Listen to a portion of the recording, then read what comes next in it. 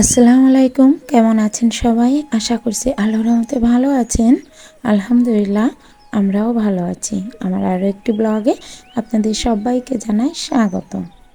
এখন যে কাজটি আমাকে করতে দেখছেন, এটা হচ্ছে গতকাল রাত্রে একটু মার্কেটে গিয়েছিলাম। হঠাৎ করেই আছরে নামাজ পড়ে ওঠার পর হাজব্যান্ড বলে একটু গুছিয়ে নাও, কিছু কেনাকাটা করার আছে। তো অনেক দিন হয়ে গেল যে এখনও কেনাকাটা করে দিতে পারলাম না, তো বাজারে চলো তোমাকে কিছু কেনাকাটা করে দিই। তো হাজব্যান্ডের মুখে যখন এই ধরনের কথা শোনা হয় তখন কেই বা বসে থাকে। খুব আনন্দ করে গুছিয়ে নিয়েছিলাম মার্কেটে যাওয়ার জন্য। তো অনেক কিছু কেনাকাটা করেছি। কি কি কেনাকাটা করেছি সেটা দেখতে হলে আমার ভিডিওটির সাথেই থাকবে। আর এইগুলা আপনারা খান কিনা আমি তো জানি না। যাই হোক, আমাদের এখানে কিন্তু এগুলা খায়। এগুলা পা গিলে মেটে আরও আছে বিভিন্ন ধরনের, একটু মাংস আছে। এভাবে করে এগুলা আর কি বিক্রি হয়। তো আমার মেয়েটা কিন্তু এটা খেতে ভীষণ পছন্দ করে। তো ওর জন্য নিয়ে আসছিলাম, নিয়ে আসে সেই রাত্রেই সুন্দর করে বেছে কুটে তারপরে ফ্রিজে রেখে দিয়েছি। রাত্রে পরিষ্কার করে না রাখলে সকালের দিকে ওই ফ্রিজের থেকে বেরো করে তারপর হাতে ওই ঠান্ডা পানি কসলালে অনেকটা সমস্যা হয়ে যেত। আর নিজেরও সময়ের একটা ব্যাপার আছে, তো সে কারণে ভাবলাম রাত্রে একটু গুছিয়ে রাখি।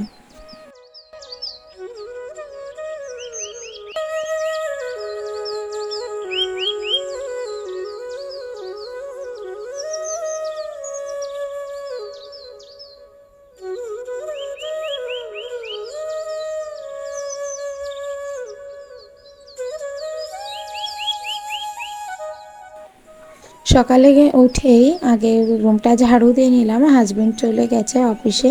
বাইরে প্রচুর পরিমাণে বৃষ্টি পড়ছে, এত পরিমাণে বৃষ্টি পড়ছে মনে হচ্ছে এটা শীতকাল না বর্ষাকাল। আর তবুও তার ভিতর তো কাজ থেমে থাকবে না। একবার তো মনেই হচ্ছে যে শুধু কম্বল মুড়ি দিয়ে ঘুমিয়ে থাকি অথবা শুয়ে থাকি। তবে কি আর করা, সংসারের টুকিটাকি কাজ তো করতেই হবে। আর আমার যারা ভিউয়ার্স আপুরা আছেন তাদেরকেও দেখাতে হবে। তো নিজে আলসেমিতা করে তো লাভ নাই। চলে আসলাম, যে জিনিসগুলো কিনেছি সেগুলো একটা গামলার মধ্যে ভরে তারপর নিয়ে আসছিলাম। তো এই যে হুইল পাউডারটা, এটা কিনেছি। আর এই হুইল পাউডারটার সাথে কিন্তু এই গামলাটা ফ্রি পেয়েছি। এটা একটা নিম সাবান, আমি একটু নিম সাবান পছন্দ করি নিজেদের জন্যই আর কি, অন্য সাবান নিয়ে আসি না। আর শীতের জন্য টুকটাক কিছু ক্রিম নিয়ে আসছি। আর এই ক্রিমটা নিয়ে আসছি, আমার মুখে হালকা একটু তিলা তিলা ভাব পড়ছে, তো ওই ক্রিমটা নিয়ে আসছিলাম। এই ক্রিমটা কিন্তু ভীষণ কাজে দেয় মেস্তা ওঠানোর জন্য। আমি আগেও ইউজ করেছি, তো ওটা ভীষণ ভালো। তবে আমাকে 3টা মাখতে হবে। মাখলে পুরোপুরি যে দাগ ব্রণ পুরোটা ক্লিয়ার হয়ে যাবে। তবে খুব ভালো প্রোডাক্টটা। আর এই যে কৌটাগুলো কিনেছি পার্লারের কারণে, কারণ এই কৌটাগুলো পার্লারের যে প্রোডাক্টগুলো হয় না, অনেক বক্স, অনেক বড় বড় বক্সে আনি। তো ওনারা একটা বক্সে 600-700 টাকা দিয়ে একটা প্রোডাক্ট নিতে পারে না। তো যারা কম নিবে তো তাদের জন্য এই কৌটাগুলো আমার কিনে আনা, যে আমি সেই কৌটাটা ভেঙে তাদের দাম, সঠিক দাম ঠিক করে ওইটা তো ছোট ছোট টুকরো করে দিতে পারবো। আর সবথেকে খুশির কথা হচ্ছে এই গামলাটা কেনার জন্য আমি অনেক দিন থেকে অপেক্ষা করেছিলাম। গামলাটার গঠনটা এত সুন্দর, তো সেই কারণে গামলাটা কেনা। আর এই দুইটা নিয়েছি, একটা হচ্ছে শামুকের একটা জেল আর একটা হচ্ছে অ্যালোভেরা জেল। তো এই শামুকের জেলটা কিন্তু দুর্দান্ত। আপনারা যারা আমার ভিডিওটি দেখছেন এতক্ষণ অবশ্যই মানে এই শামুকের জেলটা যদি ব্যবহার না করে থাকেন অবশ্যই মার্কেট থেকে কিনবেন। মার্কেট থেকে হয়তো 300 টাকা দাম নিতে পারে, 300-350 এর উপরে যাবে না। তো ওই ধরনের দাম হলেও জিনিসটা কিন্তু খুব কার্যকারী। আর আপনি মুখে যখন ইউজ করবেন এই জেলটা, তো ওই জেলটা মাখার পর আপনার মুখটা ফুল কোরিয়ানদের মতো চকচক করবে। আমি প্রথমে যখন ইউজ করছি, আমি নিয়ে আসেই আগে কৌটাটা খুলেছি, মুখটা ধুয়ে তারপর কৌটার ওইটা মেখেছিলাম রাত্রে। এতটা সুন্দর, আমি তো ওইটা ছাড়া এখন আর কোনো ক্রিমই ইউজ করছি না। সকালে মুখটা ধুয়েও আমি জেলটা ইউজ করেছি। আজ তো বৃষ্টি হচ্ছে, তো সেই কারণে আমি এখানে মুগ ডাল একটু ভেজে নিচ্ছি। আজ করব খিচুড়ি। আমার হাজবেন্ডের সবথেকে পছন্দের খাবার। আজকে রান্না করব। আর এদিকে একটু চাল ধুয়ে দিয়েছিলাম, চাল ধুয়ে মানে পানিটা গরম দিয়েছিলাম, তারপর চালটা ধুয়ে গরম পানির ভিতরে দিয়ে দিলাম। আর ডালটা তো ওইদিকে ভাজা হচ্ছে, ডালটাও দিয়ে দিব।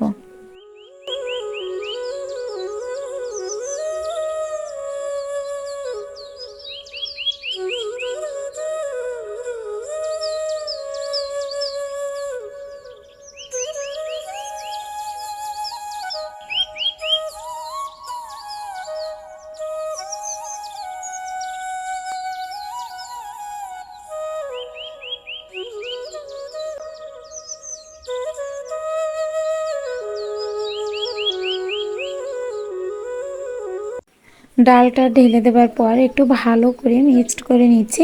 অন্যদিন খিচুড়িটা আমি রাইস কুকারে দিয়ে দিই, আর আজ ভাবলাম না থাক, আজকে একটু চুলায় রান্না করি, একটু নরম করে রাখবো। আর এটার সাথে গতকালে যে মাংসগুলো এনেছিলাম, মুরগির লটপটি, তো ওইটা হচ্ছে রান্না করব। মানে মুরগির গলা, হাত পা গিলে আমাদের এখানে লটপটিই বলে, অন্য জায়গায় কি বলে জানি না।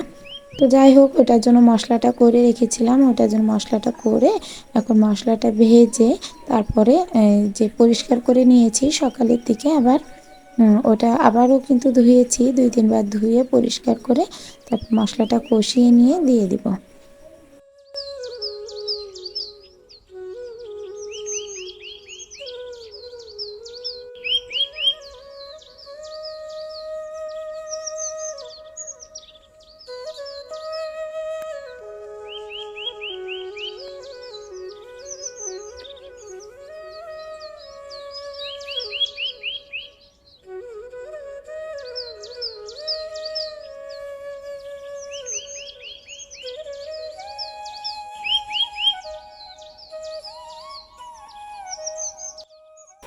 আমার আজকের ভিডিওটি যদি ভালো লেগে থাকে তাহলে প্লিজ একটা লাইক দিতে ভুলবেন না।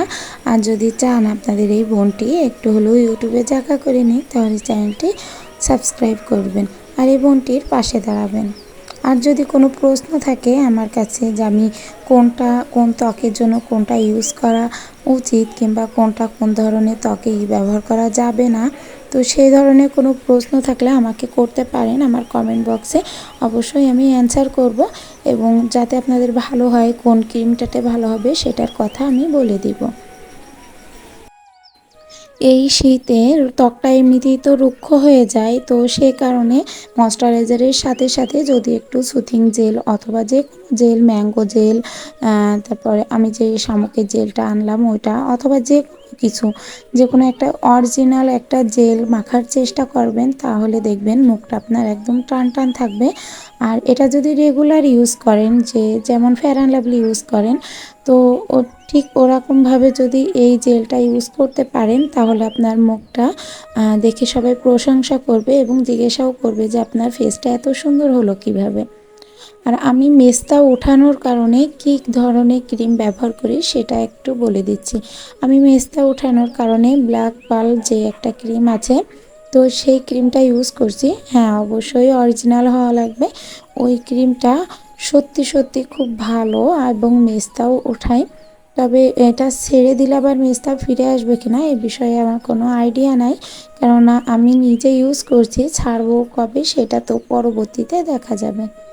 আর গামলা টেনে কতটা উপকার হয়েছে এই দেখুন।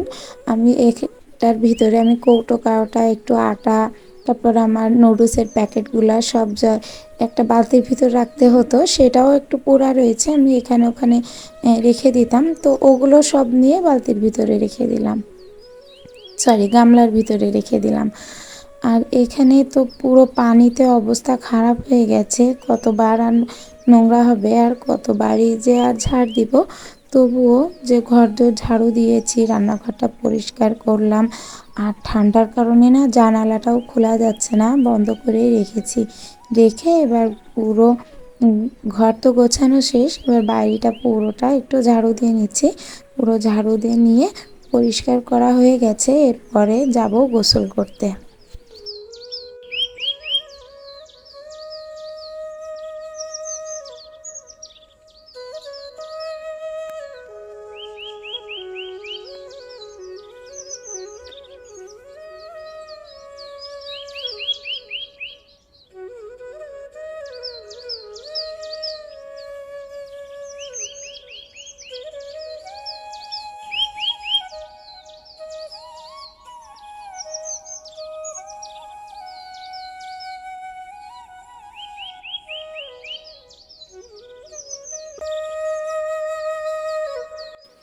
গোসলে যাবার আগে মনে হলো যে রুমটাতে তো অনেক কিছু মিলিয়েছিলাম, যে আলু পেঁয়াজ রসুন এনেছিলাম বাজার থেকে, তো সেগুলোও হচ্ছে একটু গুছিয়ে নিয়েছি। আর সাথে সাথে অন্যান্য জিনিসগুলো কৌটো কাটাতে একটু মাসের একেবারে বাজারটা একটু ভরে রাখলাম, সে কারণে ঘরটাও অনেকটা নোংরা হয়ে গেছে। আর পাটা দিলে তেমনভাবে একটা ভালো লাগছে না, ঝাড় দিয়েছি তবুও কেমন যেন একটা লাগছে। তো ভাবলাম একবারে ঘরটা মুছে তারপরে গোসলে যাই। আর এদিকে মেয়েটাকেও গোসল দেব, গতকাল গোসল দেয়নি কেননা নিম্নচাপ চলছে। একদিন পর পর একদিন মেয়েটাকে গোসল দিই, ছেলেটাকেও সেটাই করি। ছেলেটা গতকাল গোসল করেছে, আজকে ওকে দেবো না। আর গতকাল মেয়েটাকে গোসল করিয়েছিলাম, কিন্তু আজকে ওকে গোসলটা দিয়ে দিব। তো সেই কারণে ওকে বলছি যে আম্মু তুমি চুপচাপ বসো এখানে, আমি গুছিয়ে নিয়ে তারপর তোমাকে আমি দিচ্ছি, গোসল করিয়ে দিচ্ছি, এইভাবে করে বললাম। বলার পরে ও চুপচাপ বসে আছে ওখানে। আর বললাম যে আমি ঘর মুছছি, তুমি যেন উঠে এসে না। তো যাই হোক, যে কথাটাই বলি একটু একটু হলেও বাচ্চা হলেও শোনে। ঘরটা মোছা থাকলে অনেকটা ফ্রেশ লাগে নিজের কাছেও। তো ঘরটা মোছা কমপ্লিট হয়ে গেছে, এবার আসছে গরম পানিটা নিতে। মেয়েকে আগে গোসল দিয়ে দেবো গরম পানি দিয়ে, তারপর আমি গোসল করব।